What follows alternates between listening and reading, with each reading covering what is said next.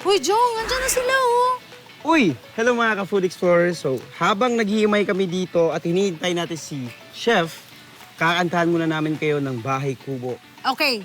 A 1, a 2, a 1, 2, 3. Bahay kubo, kahit muntik, ang halaman doon ay sari-sari, singkamas at talong. Oh, tapos reggae naman yun sa'yo. Sigarilyas at mani. Oh. Sitaw, bataw, patanis, undot, patula, upot, kalabasa, at saka meron pa na banus-nus, Tasa! sibuyas, kamatis. Bawang at Ay! luya Iba. sa paligid-ligid ay puno ng linga.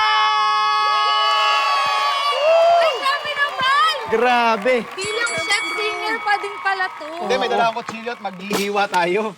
Yun. And that's how you open farm to table, di ba? Yes! Alright. Jong, balita ko, ikaw magluluto para sa amin ngayon, ha? Susubukan ko magluto. Susubukan. At Susubukan. makikita natin yung history Yes. na kinalakihan ni Jong. Jong. Kasi kwento niya sa atin na medyo na-expose din naman siya sa kusina, no? Na-expose dahil ako yung alalay ng aking lola. That's Wow. nice. Yes. Jong, bakit chicken pastil yung inuluto mo para sa amin ni Jessica? Pag sinasabing chicken pastel, naalala ko yung piniprepare ng lola namin pag kami ay pumapasok. So, madalas ito yung baon namin.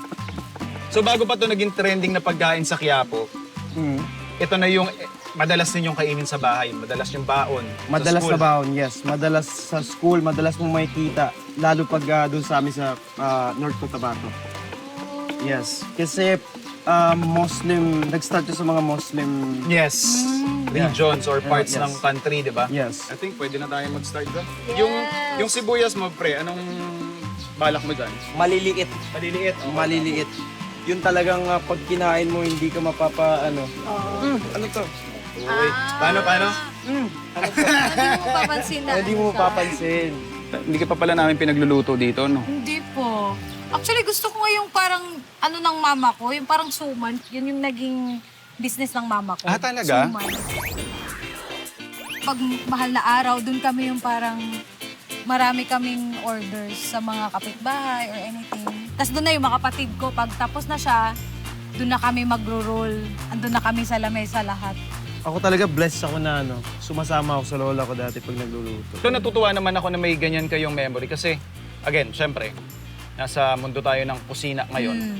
Yan kasi yung nagiging memorable sa bata eh. Opo. Yung mga ganyan na pinapasama ka sa mga gawaing bahay. Alright, so ang una natin gagawin ngayon is magpapainit tayo ng ating lulutuan. At mainit na siya? Mainit na siya? Oo. Pero At, before that, syempre, na-boil na rin natin yung ating chicken. Ah. Na-boil natin yung ating chicken liver Yes. and heart. At ito na nga umuusok ng ating lutuan, so ilalagay ko na rin ang oil. Madali masunog si bawang. Exactly. Kapag nasunog na siya, iba na, namamait. So, Diyan na uunahin tayo. ko si sibuyas. Ubusin ko na rin to. Wow! Yes. Ayan, medyo naamoy ko na yung aroma. At ilalagay ko na rin ang bawang. Ubusin na rin natin yan. Lalagyan ko na siya ng paminta. Go. So, paano to gagawin? I-gaganyan lang natin. Sige, I'll do it for you, brother. Okay. Thank you. Ayan, okay na po yan. Yes, okay na yan.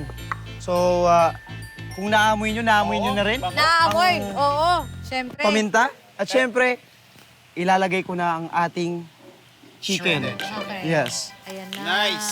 Yun,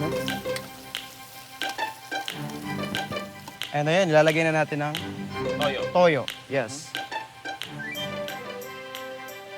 Pero naglalagay talaga kayo ng atay? Yes, naglalagay ng Okay. atay. Pero minsan, most of the time, buo. Chicken liver is also packed with nutrients eh. Wow. Ayun, ilalagay ko na rin ng vinegar natin. Konti lang. Ilalagay ko na ang oyster sauce.